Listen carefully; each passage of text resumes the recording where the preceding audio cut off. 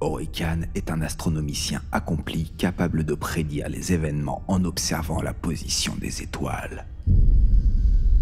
Ainsi, eut-il vent de la chute des Aeldari, de l'avènement de l'homme, de l'hérésie d'Horus, de l'arrivée des Tyrannides et de la Grande Faille plusieurs millénaires avant qu'ils arrivent. Par un examen poussé, Orican peut même augurer des événements de moindre importance. Les mouvements de flotte, la destinée d'individus, voire les stratégies employées par les armées en campagne. Des choses trop insignifiantes pour bouleverser la galaxie, mais dont la connaissance peut considérablement améliorer le sort du devin.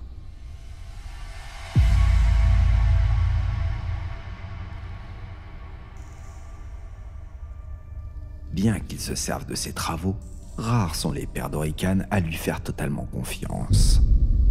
Cela n'a rien à voir avec ses compétences, car tous les cryptèques peuvent faire usage d'une techno-sorcellerie qui défie l'imagination.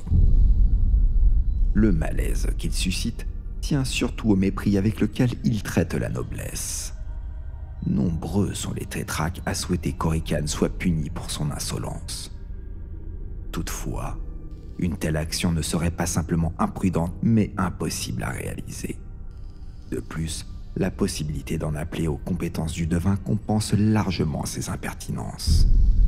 En effet, Orican connaît les plans de ses rivaux et de ses ennemis bien avant qu'ils ne les mettent en œuvre, ce qui lui permet de les exploiter à son avantage. La plupart du temps, cela entraîne une issue fatale pour l'intrigant qui lui voulait du mal.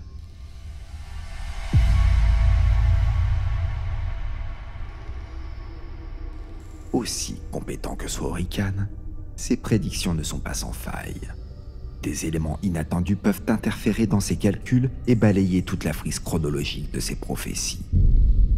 Les périples dans le warp les altèrent immanquablement à tel point que ces courants semblent se délecter de défier le devin.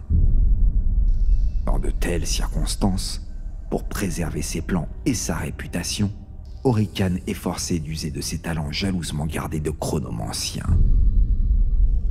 Remontant le temps, il émerge dans le passé au moment où il peut remettre sa version du futur sur les rails, généralement en détruisant l'élément perturbateur d'une manière ou d'une autre.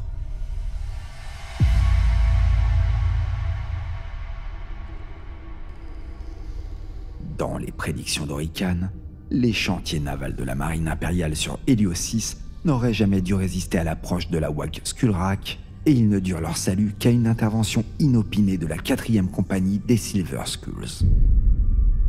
En prenant rétroactivement les Space Mines en embuscade quelques semaines plus tôt, Orican s'assura que la destruction d'Helios 6 eut bien lieu conformément à ses premières prévisions. Ainsi, les Nécrons purent conquérir la majeure partie du secteur environnant et, plus important encore, la réputation d'Orican fut préservée.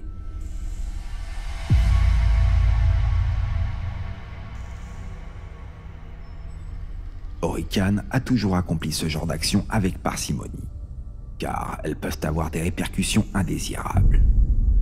Les conséquences directes des événements sur Helios 6 virent pas moins de 5 chapitres Space Marines s'abattre sur le système de Lazare pour se venger et détruire le monde nécropole qui avait eu recours au service du devin. L'implication d'Orican dans ce désastre est demeurée secrète, mais cette découverte pourrait ruiner sa renommée.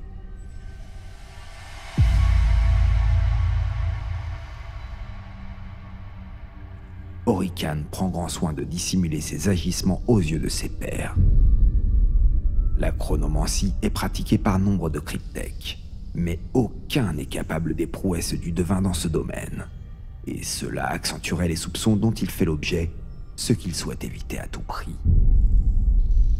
Des plans minutieux étalés sur des millénaires sont sur le point de porter leurs fruits, et lorsque les étoiles s'aligneront enfin, Orican pourra embrasser sa véritable destinée, sa forme physique devenant le réceptacle d'une énergie céleste qui le transformera en un être d'une puissance incommensurable. Les pièges temporels qu'il a posés dans toute la galaxie s'activeront alors, et, telle une araignée tirant sur les fils de la toile, Orican manipulera l'écheveau du temps à son avantage.